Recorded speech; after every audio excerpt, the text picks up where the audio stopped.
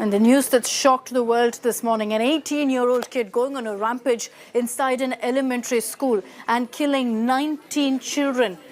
He opened fire inside the school in Texas. A total of 21 people have died. This includes 18 children and 3 teachers. That number actually has got up to 23, including the shooter himself who was killed and his grandmother, who he shot at first before making his way to the elementary school. The suspected shooter, Salvador Ramos, was shot dead by the U.S. police. He was armed with a handgun as well as a rifle. According to the U.S. police, Ramos shot his grandmother before heading to school. She's been declared dead as well, unfortunately. Security was beefed up. Parents were asked to stay away from the campus and students were transported to a safe location away from the elementary school as soon as police got the information of the attack. All schools in Texas were also locked down after this gunman opened fire within the Robb Elementary School.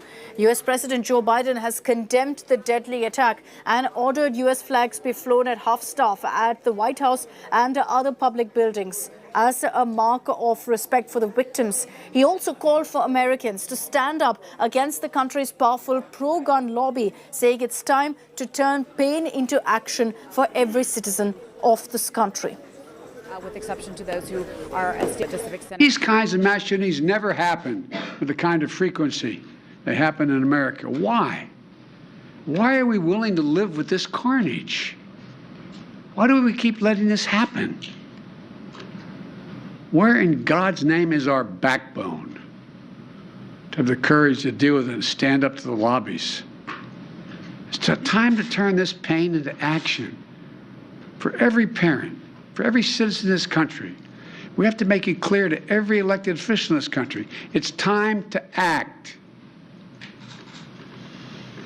It's time for those who obstruct or delay or block the common sense gun laws. We need to let you know that we will not forget.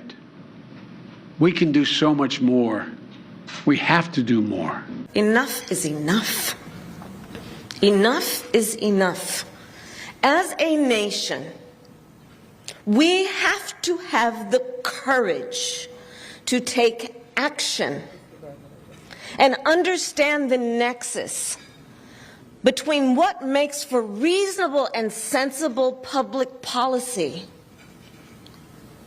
to ensure something like this never happens again. Our hearts break, but our hearts keep getting broken. To the people of Uvalde, please know that this is a room full of leaders who grieve with you. And we are praying for you, and we stand with you. There are families who are in mourning right now, and the state of Texas is in mourning with them for the reality that these parents are not going to be able to pick up their children. Our job is multifold. First, to make sure we address exactly what happened at this crime scene, and then second, to make sure we take that information and do everything that is necessary to ensure that crime scenes like this are not going to be repeated in the future, and that we're going to be able to ensure the safety and security of our schools. I can confirm right now that we have several injuries, adults and students, and we do have some deaths. The suspect is deceased at this point. DPS is assisting with the investigation, and at this point the investigation is leading to tell us that the suspect did act alone during this heinous crime. Families are being notified, and we are providing services to them as the district should. There have been more mass shootings than days in the year.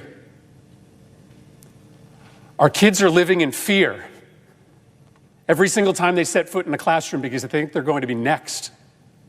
What are we doing? This only happens in this country and nowhere else. Nowhere else do little kids go to school thinking that they might be shot that day. But I'm here on this floor to beg, to literally get down on my hands and knees and beg my colleagues. Find a path forward here.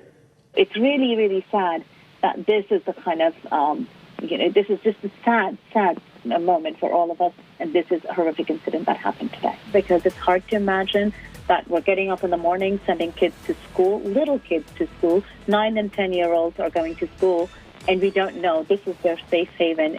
Are they really safe in a school? Not out of all the places, are they safe in schools anymore? We don't really know much about the shooter. His name has been identified as, Salvador Ramos, and he's the one who was targeting the school.